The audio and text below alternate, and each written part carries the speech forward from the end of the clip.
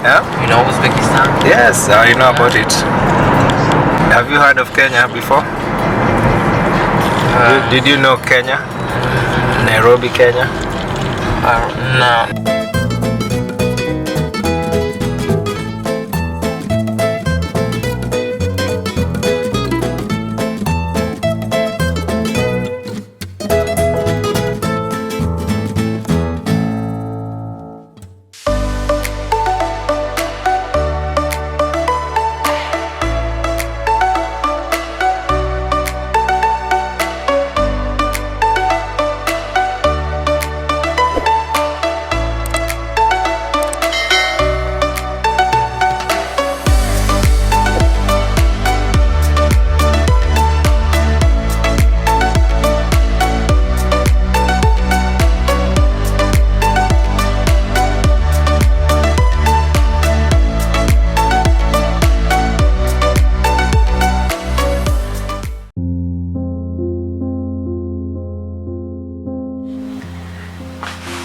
Hi guys, I'm in Brussels.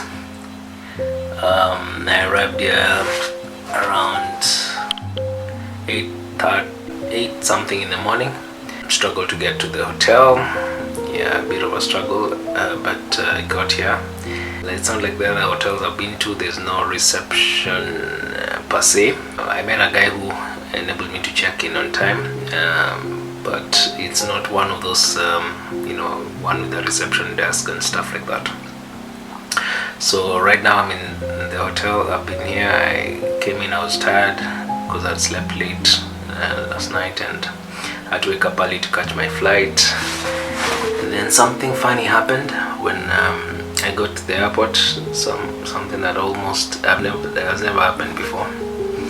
I was carrying a lot of bags, so when I made the payment for the taxi, I took an Uber. First time I took an Uber this trip, and the guy, I don't know, it's just a funny thing happened because it's like when I had placed this cape and my wallet, when I was trying to move things out, and I forgot the wallet, and that's what I think, because when I got out and I got my bags and I was about to go, I checked my pockets. Thank God I decided to check my pockets one last time, and I discovered I didn't have my wallet just before the guy drove off. And I'm like, let me check if I might have left it in the car. So we tried, but there's a way I noticed this guy was acting. I don't know. To be honest, I think the guy had picked it up and he wasn't going to give it to me. So I insisted, I've just paid you, so the wallet was here, I know it's here, and now it's not.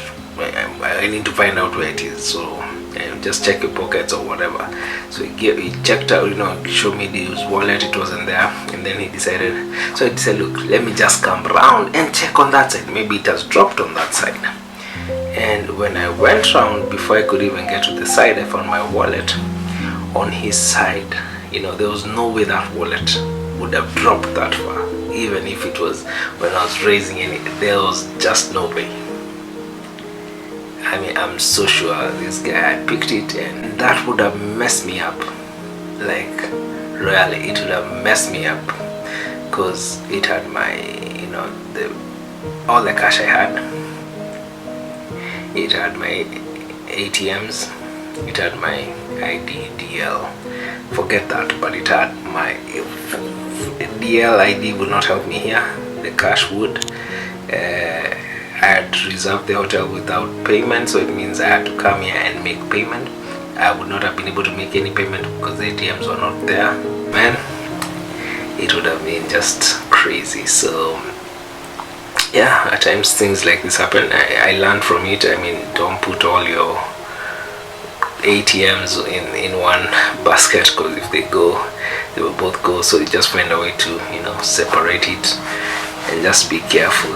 Just keep checking your stuff every time you get out. I don't know, it was crazy. I just saw how that thing would have made me a beggar in Europe, because I would have to find a way to, I don't know, it would just been crazy. Because nothing, M-Pesa will not help me. It can help me now transfer cash when I'm around, but there's no way it would have helped me do any transactions or anything. Let me not lie. This morning, if that guy had gone with my wallet, I would have had crazy issues. So yeah, but I'm glad. I thank God. There's a God in heaven. I'm not lying, and He's faithful even when you're unfaithful. And I am glad. At least I'm in Brussels. I'm here for two nights, then I leave again for Zurich one night. The final leg of my trip. Let me go out, see a few things, and see what I can see today. See what I'll see tomorrow.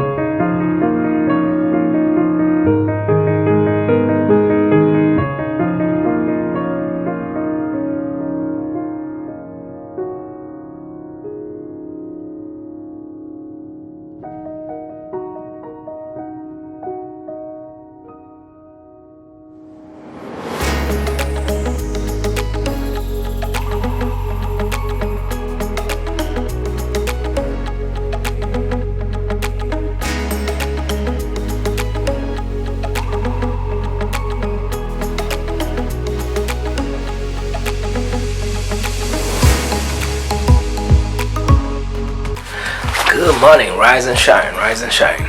So I'm actually late. It's about 10 something, and I want to rush out and see if I can go and catch a hop on hop off bus. It's one of the fastest way if you have a few days and you want to see a lot in one city. I think that's the best way to do it. You get to hop on and hop off different sites that you feel are worth sightseeing. Even if it's a museum you want to go in for a few minutes, then there's another bus. So I want to go. I'm late because I need to master the schedule, because once you hop off, you wait for another bus to come around. So you need to know if it's every 30 minutes, every 40 minutes, you know how much time you have in each stop. And I want to do 2 routes, one blue, one red. I just hope I'll be able to see all that I want to see in that short time.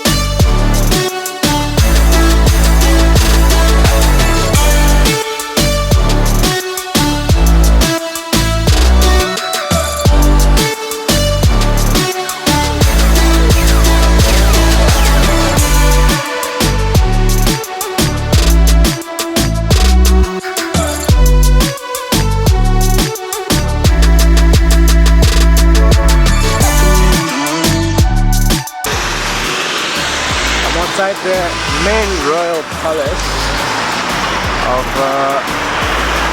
the current king and queen of Belgium. I've decided to go back up. There's some interesting stuff to be seen. Apparently there's a oriental thing the king of the past king of Belgium used to like, so he made some Chinese type museum. So I want to see how that looks like. I took this fast tour because I wanted to spend a little more time on this side where we have the Atomium and we have the mini Europe. So let me see what I can see.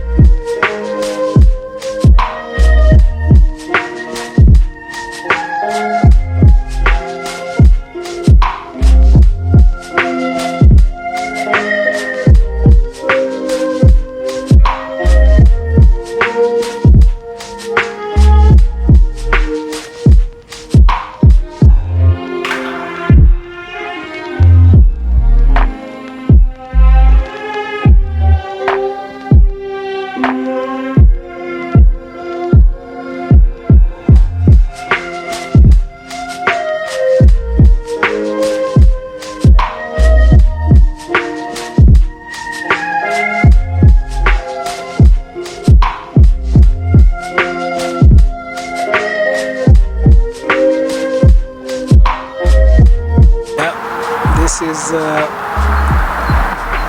Japanese museum in Belgium. The king apparently loved this oriental thing. You can see the pagoda. It's actually called the Museum of the Far East. So don't come looking for Museum of Japan, Museum of the Far East.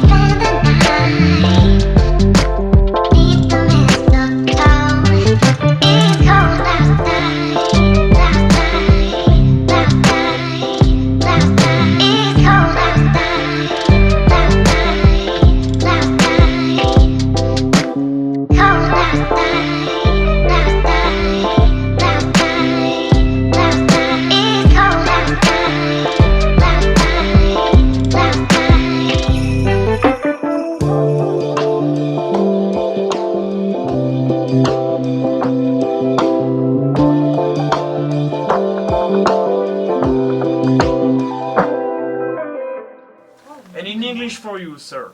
Yes. Donc, on va retourner au rez-de-chaussée. Du rez-de-chaussée, ce sera 2 fois à gauche, puis escalator, escalier. Vous verrez toutes les autres sphères et toutes les expositions en marchant. Vous aurez 80 marches, 3 escalators à monter pour atteindre le milieu de l'Atomium, et du milieu pour redescendre, un seul escalator et 167 marches. Ok? Ouais, mais moi, j'aimerais bien aller manger, j'ai toujours pas été remplacé. Hein. So, from the ground floor, you can use escalators and stairs for the exhibitions, ok? Okay. Par ici.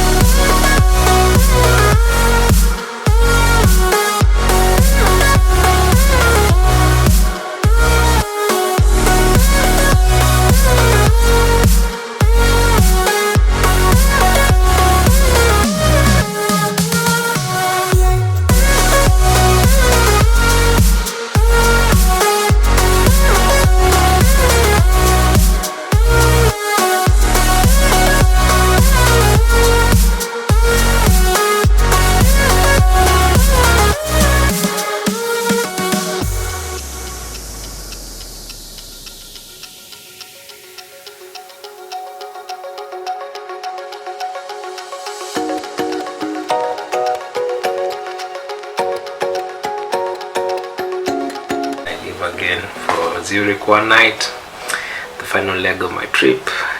I've not been able to secure my visa to get into Dubai. I just hope I'll be able to do that on arrival.